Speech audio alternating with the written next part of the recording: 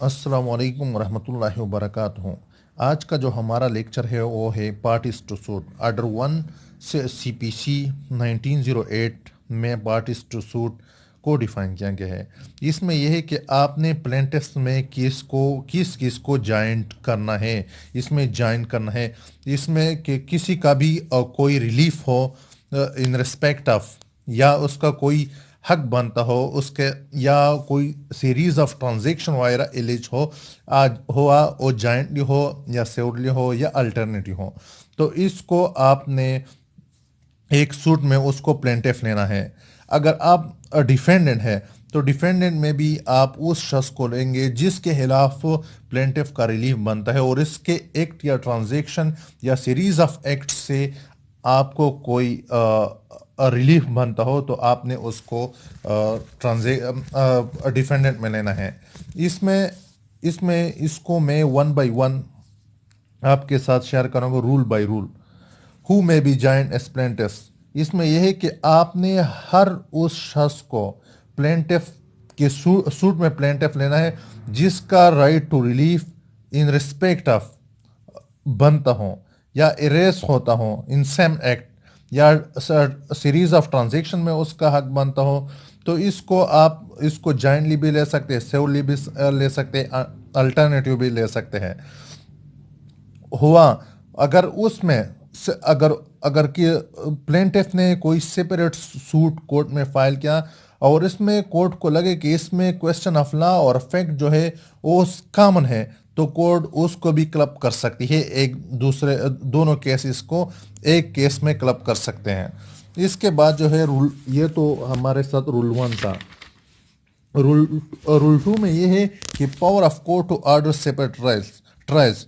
अगर कोर्ट को लगे कि कोई जॉइंडर ऑफ प्लेंटिफ्स है और उसके वजह से एम्बेरस होता हो या delay the trial of the suit, अगर सूट के ट्रायल में कोई एम्बेरसमेंट का खतरा हो या डिले का खतरा हो, तो कोर्ट जो है उसको उसमें ऑर्डर दे सकते हैं कि इसको ट्रायल को सेपरेट किया जाए, या उस पे प्लेंटिफ्स पे छोड़ता है कि आप खुद एप्लीकेशन दे दे कि इसको सेपरेट किया जाए।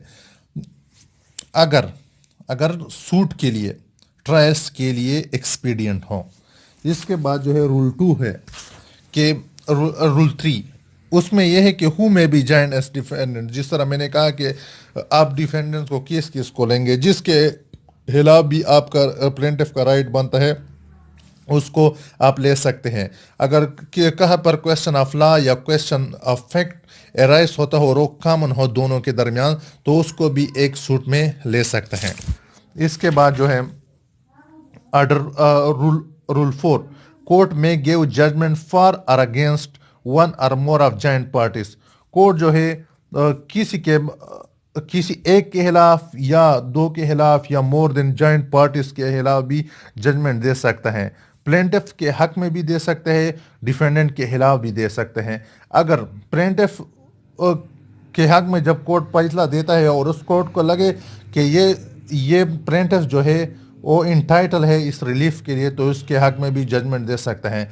अगर कोर्ट को लगे कि डिफेंडेंट जो है इस इंटाइटल के लिए वो लाइबल है, तो उसके खिलाफ भी और डिफेंडेंट के खिलाफ भी फैसला दे सकते हैं, जजमेंट दे सकता है। Rule 5, defendant need not be interested in all the relief claim. ऐसे ऐसे भी डिफेंडेंट से प्रोफार्मा डिफेंडेंट होते हैं कि वो केस को कंटेस्ट नहीं करते, ना वो कोर्ट में आ सकते हैं। तो ज़रूरी नहीं है कि हर कोई डिफेंडेंट नेसेसरी पार्टी हो और उसका इंटरेस्ट भी हो। कुछ ऐसे भी है कि वो उससे इंटरेस्टेड नहीं होते लेकिन उसकी ज़रूरत होती है एक सूट में। इसके बाद जो है rule 6, joinder of parties liable on same contract. इसमें यह है कि अगर बहुत सी पार्टियां हो, जॉइंडर ऑफ पार्टीज हो और वो लाइबल हो किसी कॉन्ट्रैक्ट के लिए, तो उसको भी एक सूट में ला सकते हैं। ये जिस तरह including positive bill of exchange हो गया, हुंडिस हो गया, प्रॉमिसरी नोट, इसमें जॉइंडर ऑफ पार्टीज होते हैं।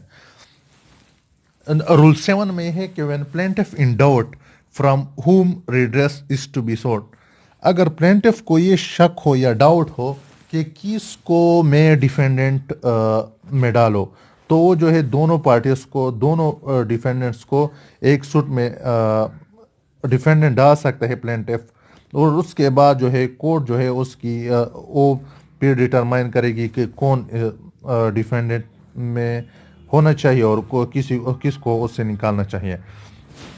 Number 8، one person may sue or defend on behalf of all in same interest۔ اس میں یہ ہے کہ اگر بہت سے ڈیفینڈنٹ ہے تو اس کے بہاف پہ 2 3 4 جو ہے وہ بھی آ سکتے ہیں، with the permission of the court اس کو پلیڈ اور ڈیفینڈ کر سکتا ہے۔ اس کے بعد جو ہے رول 9، مس جائنڈر اینڈ نان جائنڈر۔ مس جائنڈر اور نان جائنڈر کی وجہ سے کوئی سوٹ جو ہے وہ ریجیکٹ نہیں ہو سکتا، لیکن کورٹ نے صرف اس چیز کو دیکھنا ہے کہ ان دونوں کے درمیان کنٹروورسی کیا ہے۔ انہوں نے صرف وہ رائٹس اور انٹرسٹ کو دیکھنا ہوگا کہ ایکچولی ان پارٹیز کے درمیان رائٹس اور انٹرسٹ کیا ہے، اس میں کنٹروورسی کس چیز پر ہے۔ مس جائنڈر تو ہے جہاں پر کسی پارٹی کی کیس سے لینا دینا نہیں ہے اور آپ اس کو پارٹی یا کیس میں حصہ بناتے ہیں تو اس کو مس جائنڈر کہتے ہیں۔ نان جائنڈر یہ ہے کہ اس میں یہ ہے کہ کسی پارٹی کی کیس میں ضرورت ہے اور آپ اس کو کیس کا حصہ نہیں بناتے تو اس کو نان جائنڈر کہتے ہیں۔ Order 10، rule 10، suit in name of wrong plaintiff. اگر کسی غلط پلینٹف کے نام پر آپ کوئی سوٹ دائر کرتے ہیں تو کورٹ کے پاس یہ اختیار موجود ہے کہ وہ اس کو دے گے کہ اس نے بونافائڈ مسٹیکس سے اس کو پلینٹف ڈالا ہے یا کوئی اور وجہ ہے، تو کورٹ جو ہے اس کو اس سے اسٹرائک آؤٹ بھی کر سکتا ہے اور اس کو ایڈ بھی کر سکتے ہیں۔ کورٹ کے پاس یہ پاور ہے کہ اگر اس کو لگے کہ یہ رانگ پلینٹف ہے تو اس کو اسٹرائک آؤٹ بھی کر سکتے ہیں۔ اگر کورٹ کو لگے کہ اس بندے کی اس پلینٹف کی ضرورت ہے تو اس کو ایڈ بھی کر سکتے ہیں۔ یہ کورٹ کے پاس یہ ڈسکریشن ہے۔ اور دوسری جو ہے کورٹ یہ نہیں کر سکتا کہ no person shall be added as plaintiff suing without a next friend as the next friend of a plaintiff under any disability without his consent۔ اس میں یہ ہے کہ وہ defendant added plan to be amending, جب بھی کوئی شخص ڈیفینڈنٹ میں ایڈ ہو جائے پلان میں تو اس کا پلان جو ہے وہ سا امینڈ ہوگا اور دونوں پارٹیز کو جو نیو ڈیفینڈنٹ ہے اس کو سمن کیا جائے گا۔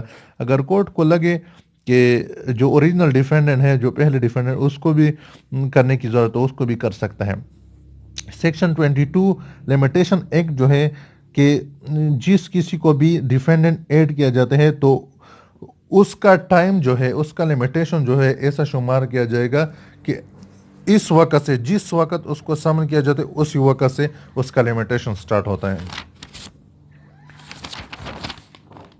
اس کے بعد جو ہے رول 11، کنڈکٹ آف سوٹ۔ اس میں یہ ہے رائٹ ٹو بگن کو دیکھا جائے گا کہ کس پر برڈن آف پروف ہے، اس میں یہ چیز ہے۔ Number 12، appearance of one of several plaintiffs or defendants for others۔